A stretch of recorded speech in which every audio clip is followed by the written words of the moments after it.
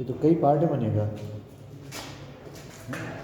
तो इस तरीके से आरएनए आपको समझ में आया। वह आरएनए जो राइबोसोम के अंदर पाए जाते हैं, और यह छोटे राइबोसोम में जैसे 40S या 30S सब यूनिट है ना, इसमें ये छोटे होते हैं। कैसे होते हैं?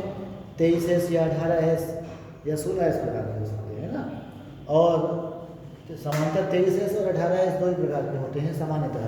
जैसे 40S यूनिट है आपकी, तो उसमें 23S प्रकार का होगा, है ना। और जो 30S यूनिट है उसमें 18S प्रकार का होगा। इसी तरह से 60S यूनिट है जो बड़ी वाली राइबोसोम की, उसमें होगा 28 29S वाला, और 50S यूनिट में होगा कितने? 27S वाला। तो इस तरह से लंबाई सबकी अलग अलग होती है। ये एक रेखीय संरचना है जो वाइड हो सकते हैं, एसिमेट्रिकल हो सकते हैं, या सिमेट्रिकल रूप में पाए जा सकते हैं। इन सब का काम प्रोटीन सिंथेसिस में सहायता करना है। ठीक है, बस इतना ही है मेन चीज़ें। ठीक है, उसके बाद हम लोग आगे बढ़ते हैं।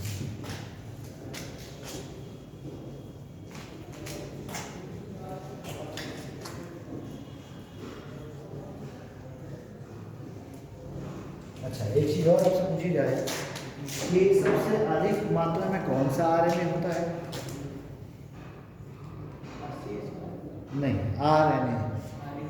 हाँ, 3 आरएनए हैं, एमआरएनए, आरआरएनए और टीआरएनए। तो सबसे ज़्यादा मात्रा में कौन सा आरएनए होता है? Ribosome RNA. ठीक है ना। और ये बहुत तेज़ी से अपघटित भी होता रहता है, बनता रहता है, अपघटित होता रहता है। ठीक है। अब आपको पढ़ना है मॉलिक्यूलर बायोलॉजी में ट्रांसक्रिप्शन और ट्रांसलेशन, यानी प्रोटीन सिंथेसिस। ठीक है ना। और उसके बाद पढ़ना है जेनेटिक कोड। ठीक है। तो ट्रांसक्रिप्शन, ट्रांसलेशन, जेनेटिक कोड, 3 चीज़ें पढ़ना है। ठीक है। तो ट्रांसक्रिप्शन क्या है और ट्रांसलेशन क्या है, इसको समझ लीजिए। और दोनों को पढ़ने के साथ में जेनेटिक कोड का जो चार्ट बनाना है, वो चार्ट बनाने का तरीका भी आप समझ लीजिए। तीनों चीज़ें क्लियर करते हैं। ठीक है।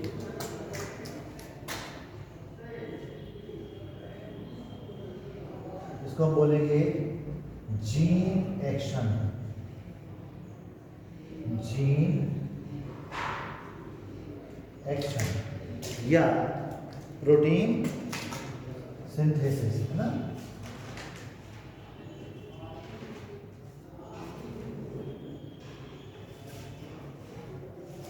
प्रोटीन सिंथेसिस में आपने पढ़ा है कि मैं मार्कर ले लूँगा, मार्कर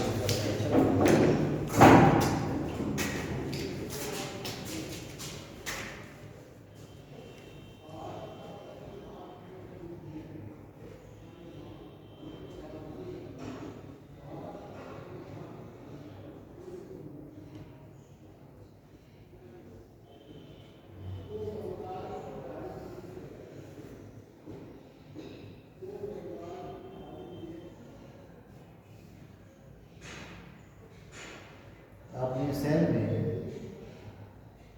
ये देखा होगा कि न्यूक्लियस के अंदर यहाँ पर डीएनए होता है, पढ़ा ना आपने?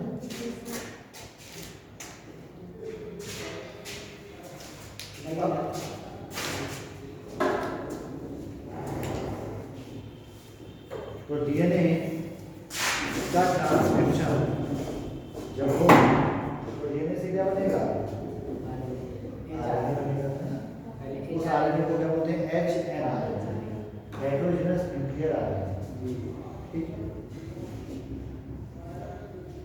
तो डीएनए से एचएनआरएनए बनाने की प्रक्रिया हम सीधे सीधे एमआरएनए कह देते हैं, लेकिन वास्तव में वो एचएनआरएनए होता है। फिर बाद में वो फाइनली बहुत सारे अनयूजुअल बेस पेयर को त्यागने के बाद एमआरएनए में परिवर्तित होता है।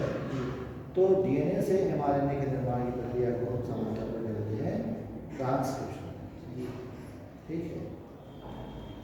अब ट्रांसक्रिप्शन में डीएनए से जो एमआरएनए बनता है, उसकी प्रक्रिया में सीधे सीधे डीएनए से एमआरएनए नहीं बन पाता। उसके लिए हमें कुछ चीज़ों की आवश्यकता पड़ती है। ठीक है। इसको हम क्या कहते हैं, आरएनए पॉलीमरेज, जो डीएनए से एमआरएनए बनाने में सहायक है। तो देखो होता यह है कि कोशिका के अंदर ये डीएनए है, डीएनए से एक क्या बनता है, एमआरएनए। ये एमआरएनए बाहर फिर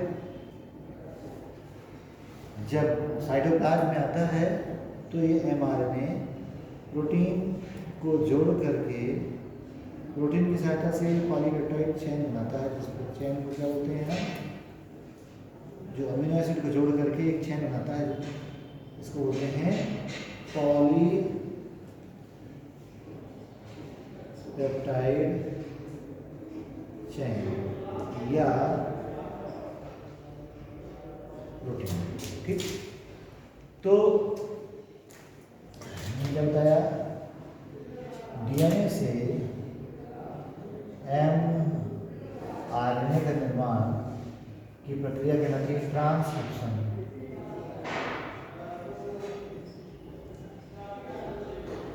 ठीक, और एमआरएनए से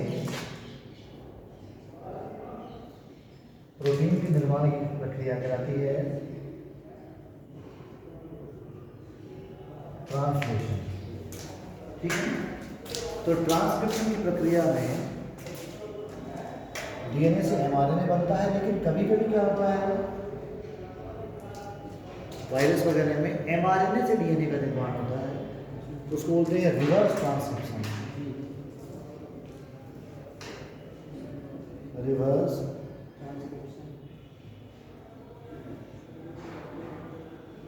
ट्रांसक्रिप्शन। ठीक, तो ट्रांसक्रिप्शन के द्वारा एमआरएनए और ट्रांसलेशन के द्वारा प्रोटीन का निर्माण होता है। ठीक है, इस विचारधारा को या इस थ्योरी को बोलते हैं सेंट्रल डोग्मा। क्या बोलते हैं, सेंट्रल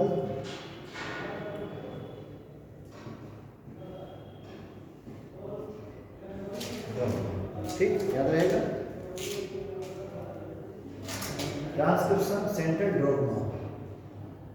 ठीक, हो गया क्लियर, बताने से क्या लिखा है, तो डीएनए से एमआरएनए और एमआरएनए से प्रोटीन का निर्माण होता है। इस प्रक्रिया को कौन सा ट्रांसक्रिप्शन और ट्रांसलेशन कहते हैं, और इस मैकेनिज्म को सेंट्रल डोग्मा कहते हैं। ठीक, इस सेंट्रल डोग्मा आप देखिए पता है क्या है, ये डीएनए है, ये क्या है, डीएनए।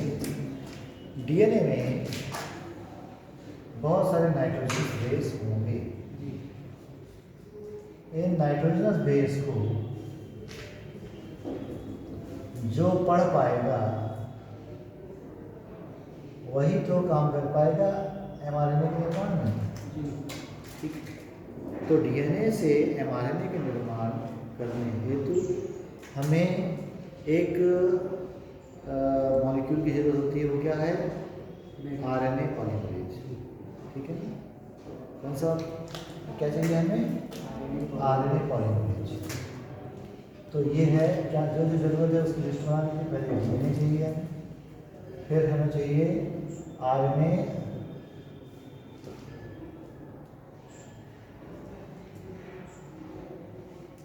पॉलीमरेज चाहिए। डीएनए से एमआरएनए बन रहा है, एमआरएनए की लंबी चेन कहलाएगी पॉलीमर चेन, और उसको बनाने वाला आरएनए पॉलीमरेज। तो आरएनए पॉलीमरेज जो होता है वो 1 2 3 4 मॉलिक्यूल से मिलकर के बना होता है। एक है अल्फा, दूसरा है अल्फा डैश, दूसरा बीटा, बीटा डैश, दोनों मिलकर के रखते हैं आरएनए पॉलीमरेज। ठीक, आरएनए पॉलीमरेज क्या करता है, ये जो डीएनए में कोड है, मान लीजिए कोड क्या है, adenine guanine cytosine thymine, adenine guanine cytosine thymine, adenine guanine cytosine thymine, adenine guanine cytosine thymine, ये कोड।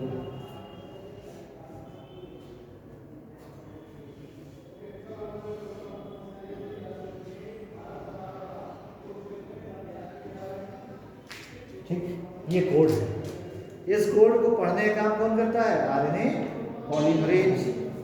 अब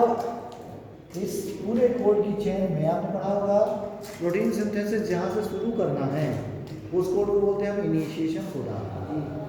ठीक है, इनिशिएशन कोडान होता है UAA। ठीक है, ये U है इसका मतलब RNA की बात कर रहे हैं, तो U दिया क्या हो जाएगा यहाँ पर इससे एडमिन से मिलेगा टाइमिंग ATT। अगर RNA है तभी तो यूरेसिल होगा। ठीक है, और ये RNA का एंटीकोड DNA में जो होगा वो क्या होगा ATT, यही होगा। अब देखिए ATT यहाँ पर कहीं नहीं, हमने लिख दिया ATT, ये कोड इस जगह पर है, इसको क्या बोलते हैं इनिशिएशन कोडॉन। ठीक, ऐसे ही टर्मिनेशन कोडॉन। देखिएगा हम DNA की बात कर रहे थे ATT लिखा है, अगर RNA में तो UAA होता है ना। तो इनिशिएशन कोडॉन ये दोनों के दोनों क्या है इनिशिएशन कोडॉन है। RNA में इनिशिएशन कोडॉन UAA जो होगा उसका एंटीकोड DNA में ATT। तो इनिशिएशन कोडॉन से ही प्रोटीन सिंथेसिस शुरू होगा, होना चाहिए, होगा नहीं होना चाहिए। ठीक, जैसे आपने आपके हाथ, तो हाथ की लंबाई या हाथ की डिजाइन फिक्स है, यहाँ से लेकर यहाँ तक हाथ कितने पार्ट हैं ये बनने चाहिए सब में humerus, radioulna, carpus, metacarpus, phalanges 5 part हैं, ये सब में होते हैं। अब अगर ये ATT कोड जो है RNA पॉलीमरेज यहाँ से ट्रांसक्रिप्शन शुरू करता है, तो कोड तो mRNA कहाँ से बनेगा, यहाँ से लेकर के और कहाँ तक बनेगा, जहाँ तक टर्मिनेशन कोडॉन ना आ जाए। टर्मिनेशन कोडॉन का मतलब समाप्त करने वाला कोडॉन। तो टर्मिनेशन कोडॉन कौन कौन से होते हैं देखिए, UAA, UAG और UGA, ये टर्मिनेशन कोडॉन होते हैं। ठीक है, क्या होते हैं ये टर्मिनेशन कोडॉन।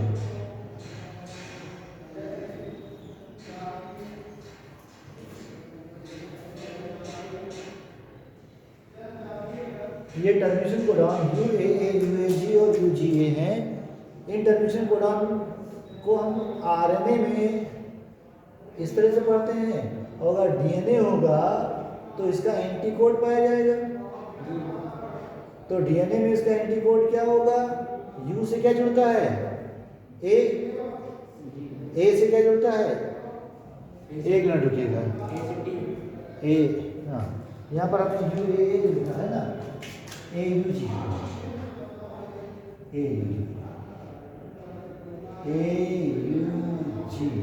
A का क्या होगा, एडेनिन का थाइमिन होगा, U का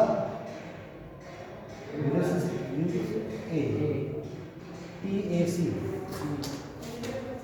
हमने जो आपको बताया कि इनिशिएशन कोडॉन, तो इनिशिएशन कोडॉन UAA नहीं AUG होता है, अथवा कहीं कहीं पर GUG भी होता है।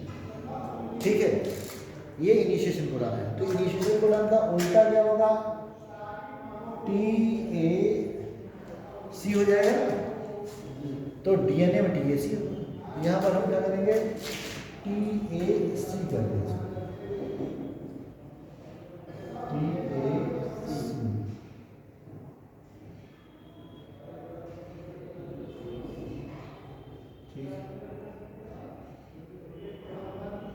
TAC को TAC DNA में है, तो इसका मतलब RNA में का AUG। ठीक, अब इसी तरह से हमने क्या बताया, UAA, UAG और UGA ये हैं टर्मिनेशन कोडॉन जो प्रोटीन सिंथेसिस को रोकते हैं। तो इन कोडॉन में उल्टा इसका क्या हो जाएगा, ATT, फिर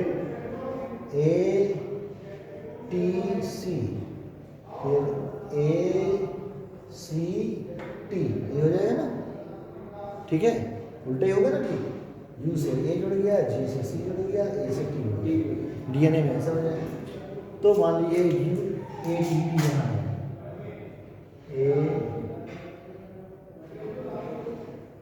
ATT,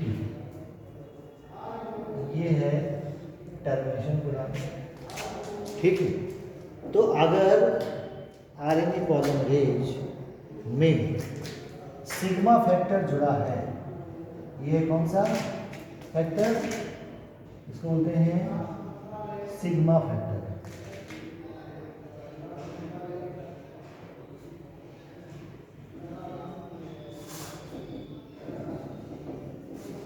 अगर सिग्मा फैक्टर जुड़ा है तो ऐसे में क्या होगा, ये आरएनए पॉलीमरेज इनिशिएशन कोडॉन को ढूंढने में सक्षम होगा और वहीं से ट्रांसक्रिप्शन शुरू करेगा जहां से उसकी ज़रूरत है, ठीक। और अगर सिग्मा फैक्टर नहीं जुड़ा होगा तो आरएनए पॉलीमरेज कहीं भी बैठ सकता है, यहाँ भी बैठ सकता है, बीच में बैठ सकता है, कहीं बैठ सकता है। तो जब कहीं भी आरएनए पॉलीमरेज बैठ जाएगा तो ट्रांसक्रिप्शन अनियमित होगा, यानी एमआरएनए जो बनेगा वो पूरा नहीं बन पाएगा जितनी आवश्यकता है।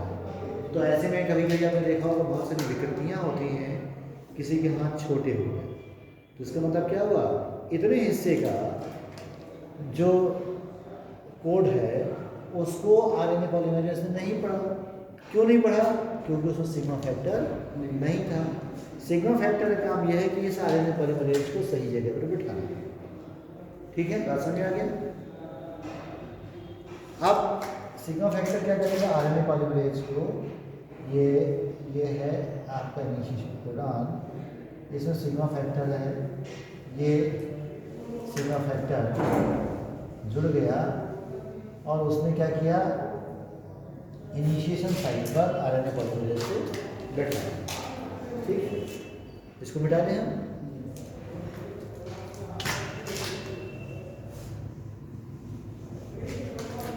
ठीक, ये है आपका आरएनए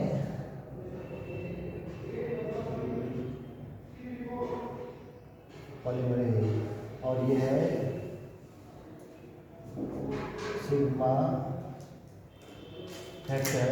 अगर आरएनए पॉलीमरेज से सिग्मा फैक्टर जुड़ जाता है, शुरू में नहीं जुड़ा होता है, सिग्मा फैक्टर शुरू में कैसा होता है, ये स्वतंत्र होता है ऐसे, और आरएनए पॉलीमरेज जो है वो भी स्वतंत्र रूप से पड़ा होता है, कहीं भी दिखाता नहीं, ठीक। ये हो गया डायग्राम नंबर 1, है ना। सेकेंड डायग्राम में क्या होगा, आरएनए पॉलीमरेज से सिग्मा फैक्टर जुड़ गया और जुड़ गया तो उसने इनिशिएशन कोडॉन को ढूंढने में इसको सहयोग कर दिया, ये जुड़ गया सिग्मा फैक्टर, ये हो गया आपका आरएनए पॉलीमरेज, है ना। तो इनिशिएशन कोडॉन है आपका TAC, ये इनिशिएशन कोडॉन पर बैठाने का काम इस सिग्मा फैक्टर ने कर दिया, ठीक। तो पहले स्टेप में आपने देखा कि सब स्वतंत्र रूप से कोशिका के अंदर पड़े हुए हैं न्यूक्लियस में, लेकिन ये सब काम कहाँ हो रहा है, डीएनए से एमआरएनए का निर्माण हो रहा है न्यूक्लियस में। तो न्यूक्लियस के अंदर ये सब स्वतंत्र रूप से पड़े हुए थे, डीएनए पड़ा हुआ था।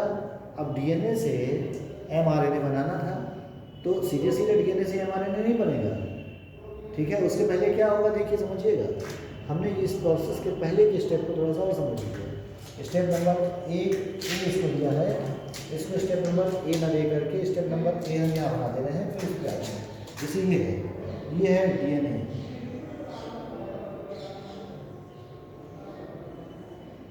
डीएनए से कॉइल होता है, ठीक। तो सबसे पहले काम कौन करेगा, सुपर हेलिकल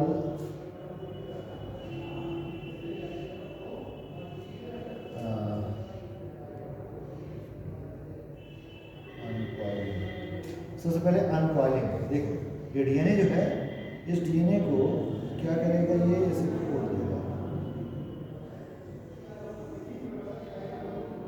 पहले डीएनए क्या होगी, अनकॉइलिंग होगी। ठीक, अब अनकॉइलिंग हुई तो डीएनए जैसे ये था, लिपटा हुआ था, ठीक, तो डीएनए का इतना हिस्सा खुल गया। ठीक है, खुल गया तब भी जो है जो सीक्वेंस थी वो बनी रहेगी ना, जहाँ जहाँ से मुड़ा था मुड़ा हुआ हिस्सा मुड़ा हुआ है ना। तो अनकॉइलिंग के बाद एक एंजाइम काम करेगा, सुपर हेलिकल रिलैक्सिंग प्रोटीन काम करेगा, जो इस डीएनए को सीधा कर देगा। इसी डीएनए है सीधा सीधा ही है ना। तो सुपर हेलिकल रिलैक्सिंग प्रोटीन इस चेन को सीधा कर देगा। ठीक है, अब क्या हो गया, ये डीएनए सीधा हो गया। उस सीधे डीएनए पर को हम बोलेंगे टेम्पलेट डीएनए। क्या कहेंगे, टेम्पलेट डीएनए।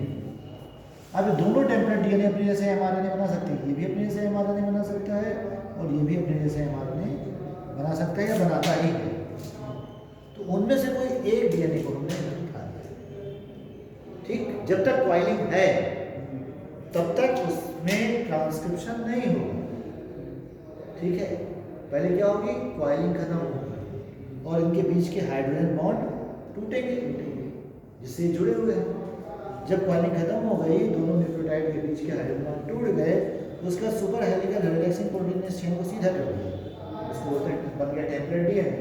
ठीक है, अब टेम्पलेट डीएनए जो बन गया, उसमें इनिशिएशन साइट पर आरएनए पॉलीमरेज को बैठाने का काम करता है सिग्मा फैक्टर। बात समझ में आ गई। तो सिग्मा फैक्टर में आरएनए पॉलीमरेज को, ये क्या है, आरएनए पॉलीमरेज, इसको बैठाने का काम सिग्मा फैक्टर ने किया, सही जगह बैठा दिया। तो अब इसको आप नंबरिंग देना चाहें तो 1 नंबर, 2 नंबर, 3 नंबर, 4 नंबर और 5 नंबर, यहाँ तक आप यहाँ पर ATT ये टर्मिनेशन कोडॉन है ऑलरेडी। ठीक है, अब आरएनए पॉलीमरेज यहाँ से सही जगह से शुरू किया और इस चेन में जो भी कोड लिखे हैं, मान लो कोड लिखे हैं यहाँ से adenine, guanine, cytosine, thymine, adenine, guanine, cytosine, thymine, adenine, guanine, cytosine, ये कोड लिखे हैं, इनको पढ़ेगा। ये है आपका कौन सा, टर्मिनेशन कोडॉन, और ये है आपका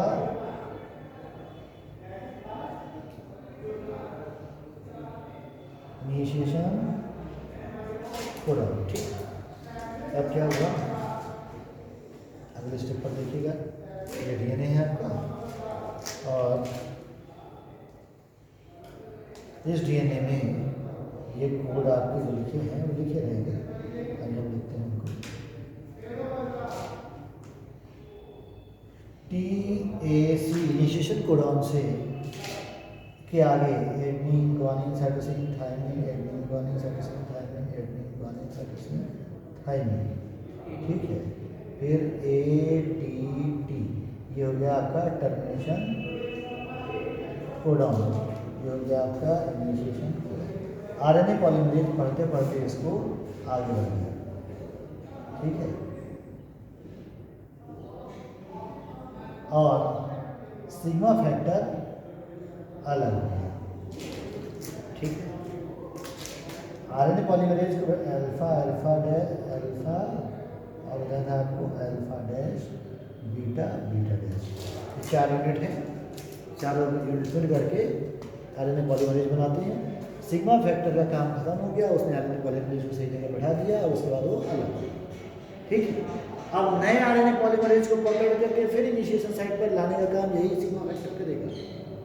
ठीक है, बार बार एमआरएनए बनाता रहेगा, लेकिन आरएनए पॉलीमरेज अब आगे की ओर बढ़ गया और आरएनए पॉलीमरेज जब बढ़ा तो उसने इसको पढ़ा चेन को, और इस चेन को पढ़ करके इसी का एंटी कोड वाला क्या बना दिया,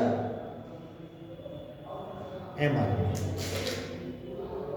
क्या बनाया, mRNA। अब ये mRNA जो बनाया उसमें अब कोड क्या होंगे, T से क्या जुड़ेगा, थायमिन से A से U, C से G, AUG initiation codon AUG से बनता है ग्लाइसिन अमीनो एसिड। AUG से बनेगा glycine amino acid.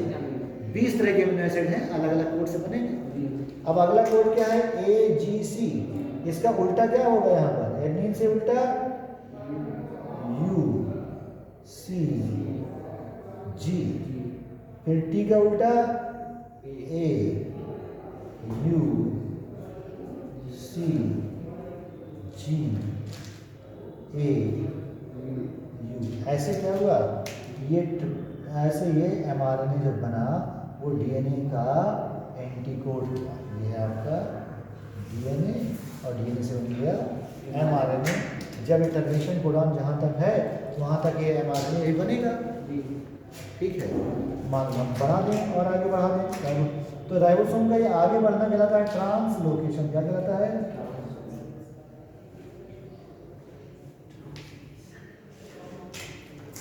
Translocation. Location यानी स्थिति का बदलना, ट्रांसलोकेशन किया उसने।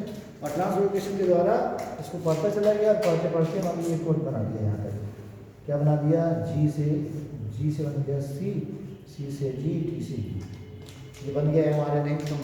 ठीक, अब जैसे ही RNA पॉलीमरेज यहाँ पहुँचा ट्रांसलोकेशन के द्वारा, कहाँ पहुँचेगा, पढ़ते पढ़ते पहुँच गया कहाँ, टर्मिनेशन कोडॉन में। ठीक है, तो ये रो फैक्टर बनाएगा, और रो फैक्टर क्या करेगा, ये जो सभी चीज़ें हैं उनको अलग कर देगा। तो डायग्राम नंबर 6 हो गया।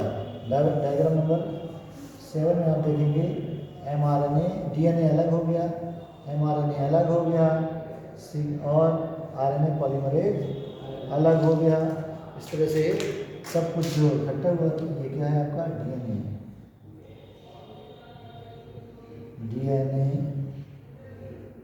mRNA, RNA पॉलीमरेज, ये सब अलग अलग हो जाते हैं रो फैक्टर के आने के कारण। कौन सा फैक्टर, रो, RHO, रो फैक्टर। ये रो फैक्टर ऐसा है,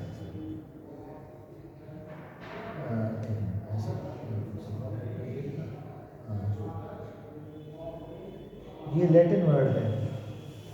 रो फैक्टर ऐसा होता है जुकल वर्ड से। ये रो फैक्टर जैसे आता है यहाँ पर जुड़ेगा, तुरंत जो है ट्रांसक्रिप्शन की प्रक्रिया पूरी हो जाएगी और सभी इकाइयाँ अलग अलग हो जाएंगी। इस तरह से DNA से mRNA का निर्माण कोशिका के केंद्रक में हो जाता है। ठीक, क्लियर हो गया। इसलिए कुछ नोट करना है कि मिटा दें, मिटा दें। और कौन कौन है आज,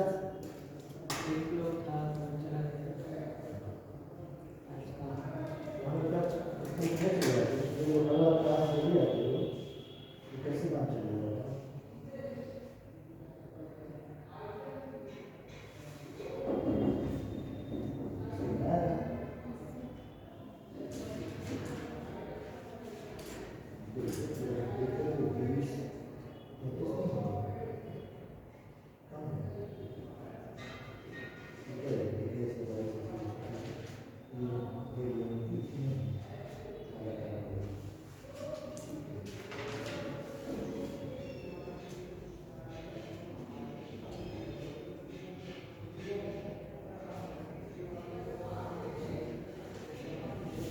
तो अब देखिए आगे हम लोग ट्रांसलेशन करते हैं ना।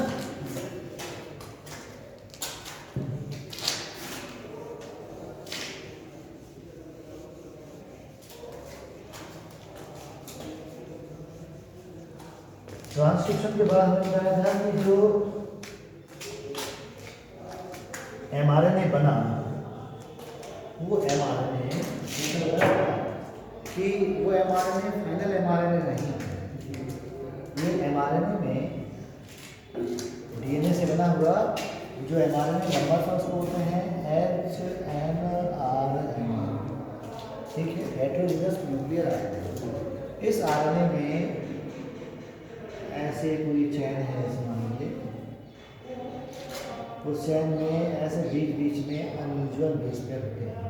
तो मान लो ये है एक्सॉन, ये इंट्रॉन, एक्सॉन और तो इंट्रॉन्स जो है ये अनयूजुअल बेस पेयर वाले भाग हैं, इंट्रॉन, ठीक है।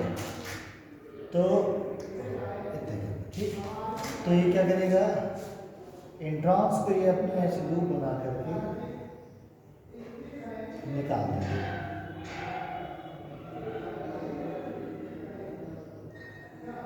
ठीक। और लूप बन के जब इंट्रॉन्स निकल जाएंगे तो जो बचा हुआ भाग है वो कहलाएगा mRNA, ठीक। इसमें क्या होंगे, सिर्फ एग्जाम है ऐसे। तो ये अनयूजुअल बेस पेयर है जो इंट्रॉन्स कह रहे हैं, जिनकी आवश्यकता नहीं थी हमें, उस चैन में सुरक्षा के लिए जोड़े गए थे। ऐसी चैन वाली, ऐसी लंबी चैन को बोलते हैं HNRNA, और फाइनली बनता है mRNA मैसेंजर। अब देखिए इस mRNA से प्रोटीन का निर्माण है ना, करना है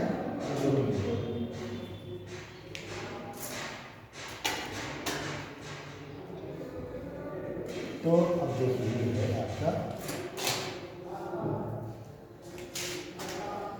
ये है mRNA। mRNA में ऐसे कोड होंगे आपके बहुत सारे। तो इस mRNA में आपको प्रोटीन संश्लेषण के लिए बताया था हमने कि केंद्रक के बाहर साइटोप्लाज्म में प्रोटीन का संश्लेषण होता है, ठीक। साइटोप्लाज्म में राइबोसोम पड़े हुए हैं, बहुत सारे ऐसे राइबोसोम पड़े हुए हैं, ठीक है। अमीनो एसिड पड़े हुए हैं, टीआरएनए पड़े हुए हैं, सब कुछ साइटोप्लाज्म में पड़ा हुआ है। उन सब को उपयोग करके प्रोटीन का निर्माण करना है, ये काम हमारा साइटोप्लाज्म में होता है। अब साइटोप्लाज्म में प्रोटीन के निर्माण की प्रक्रिया जो है उसको शुरू करने के लिए हमें एनर्जी की आवश्यकता होती है। शुरू में क्या करते हैं लोग, अमीनो एसिड को एक्टिवेट करते हैं। अमीनो एसिड क्या है, अमीनो एसिड, ठीक है। अमीनो एसिड को अमीनो एसाइल एडिनिलेट क्या करते हैं, अमीनो एसिड को जोड़ते हैं एडेनिन से, इसे जोड़ते हैं एडेनिन ट्राइफॉस्फेट,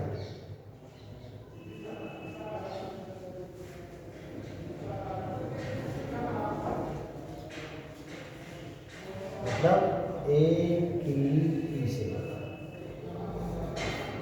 ठीक है, ये एडेनोसिन ट्राइफॉस्फेट, ठीक। अमीनो एसिड जिसको हमें उपयोग करना है प्रोटीन सिंथेसिस में, उसको किससे जोड़ते हैं, उसकी क्रिया कराते हैं ATP से, तो बन जाता है ऐसे अमीनो एसाइल एडिनिलेट, ठीक है। क्या बन जाता है, ये है अमीनो एसिड प्लस एडेनिन, बन जाता है अमीनो एसाइल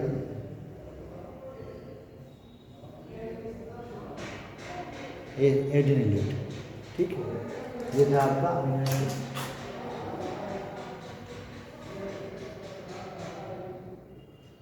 अमीनो एसिड से ATP को जोड़ देंगे तो बन जाएगा अमीनो एसाइल एडिनिलेट, और एक फॉस्फेट इसमें जुड़ा रहेगा, प्लस 2 फॉस्फेट अलग हो जाएगा, ठीक।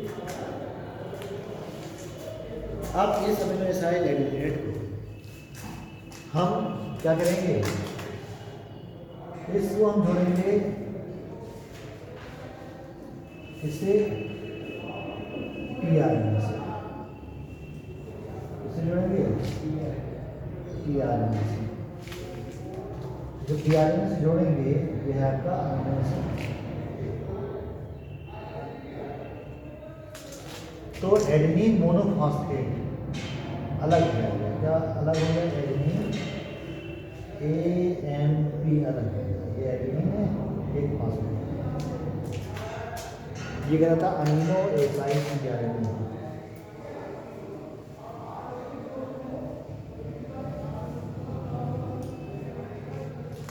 ठीक है, ये रिएक्शन समझ में आई आपको? ये है अमीनो एसिड। अमीनो एसिड बहुत सारे 20 तरह के होते हैं। 20 में से किसी भी अमीनो एसिड को प्रोटीन सिंथेसिस में हमें उपयोग करना है तो उसको पहले एक्टिवेट करना पड़ेगा। ठीक है, ATP के साथ जोड़ करके। तो एक्टिवेटेड हो गया, अमीनो एसाइड एडिनिलेट मोनोफॉस्फेट बन गया। इस अमीनो एसाइड एडिनिलेट के साथ जब टीआरएनए जोड़ेंगे तभी टीआरएनए जुड़ पाएगा। डायरेक्ट अमीनो एसिड से टीआरएनए नहीं जुड़ पाता बिना ATP के। ठीक है, तो अमीनो एसिड से टीआरएनए जुड़ गया। अब इस टीआरएनए को लेकर के अब इस अमीनो एसिड को लेकर के टीआरएनए वहां पहुंच जाएगा जहां पर इससे प्रोटीन का निर्माण करना है। ठीक है, सीधे सीधे टीआरएनए अमीनो एसिड को नहीं ले जा सकता बिना एनर्जी के सहायता के। तो क्या बन गया? अमीनो एसाइड टीआरएनए बन गया। ठीक, अब अमीनो एसाइड टीआरएनए बन गया। ये अमीनो एसाइड टीआरएनए बनने के बाद आपको पता है कि कोशिका में सब चल रहा है। तो कोशिका में 30S सब राइबोसोम की होती हैं और कोशिका में ही राइबोसोम की 50S सब भी होती हैं। तो शुरू में क्या कर रहे हैं? 30S सब जो है ये किसमें जुड़ जाएगी? इसमें जुड़ जाएगी mRNA। ये है आपका mRNA और ये है 30S राइबोसोम। अगर प्रोकैरियोट्स में प्रोटीन सिंथेसिस पढ़ेंगे, ट्रांसलेशन पढ़ेंगे तो उसमें 30S यूनिट होगी, यूकैरियोट्स में 40S होगी। पता है ना? अब 30S यूनिट में 1 2 3 दूनी 6 ट्रिपलेट कोड होंगे। 1 2 3 दो ट्रिपलेट कोड एक राइबोसोम के अंदर होते हैं। तो ये 2 ट्रिपलेट कोड बना लेंगे। AACC ये कोड है।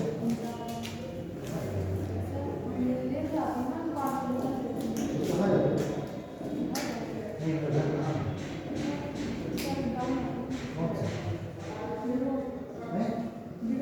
गिरवा जाता है। क्या नाम है हमारा?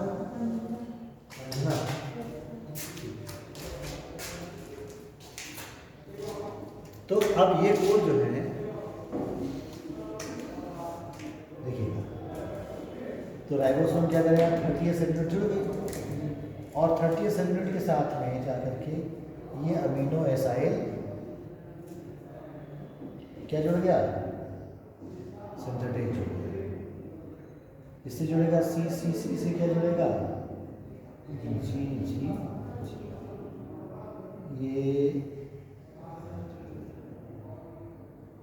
ठीक।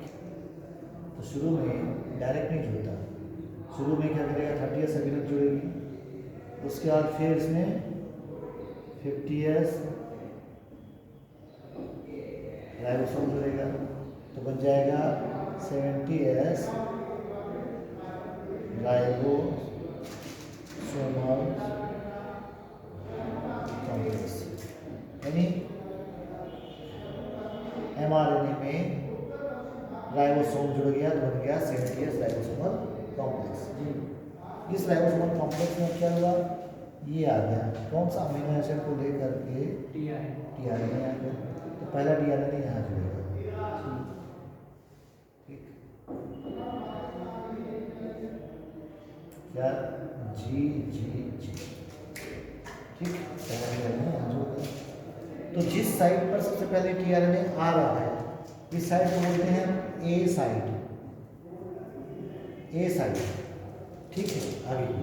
और ये पीछे वाली साइड जो है, इस साइड को लेंगे पी साइड, ठीक है। अब होगा क्या देखो समझना, ए साइड का ए का मतलब होगा एक्सेप्टर साइड, ए एक्सेप्टर साइड मतलब ए साइड, और पेप्टाइडल साइड मतलब बी साइड,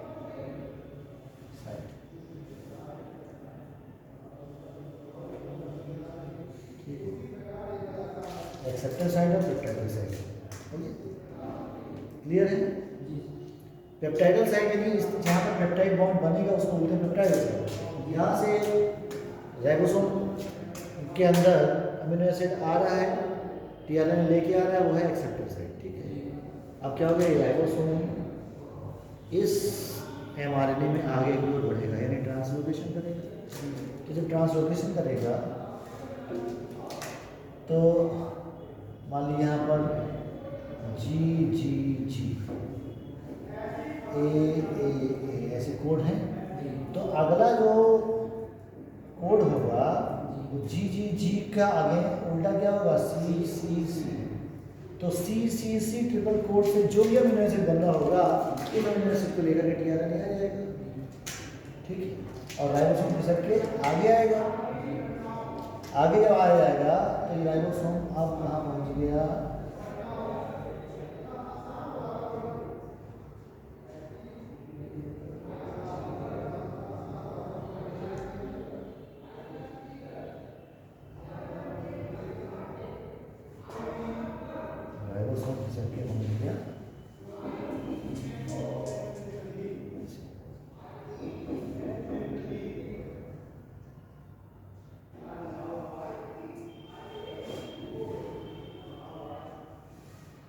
राइबोसोम डिसलोकेट हो गया ना, यहाँ पर देखो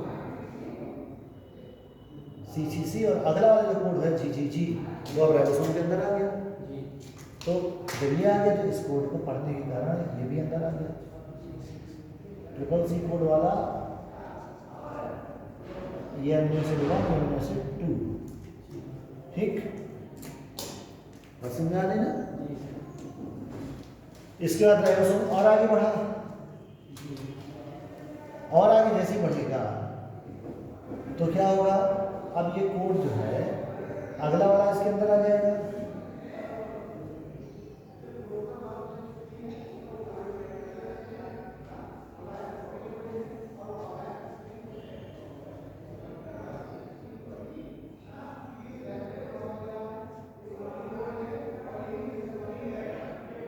क्या होगा, एक ही राइबोसोम है। अब राइबोसोम फिर के कहाँ आ गया, आगे आ गया। तो अब क्या हुआ, टीआरएनए जो ये अमीनो एसिड 2 तो अंदर है, एक बाहर आ जाएगा, टीआरएनए बाहर आ जाएगा और अमीनो एसिड 1 यहाँ पर चिपक जाएगा, ठीक है। ये अमीनो एसिड 1 और दोनों के बीच में कौन सा बॉन्ड बनेगा,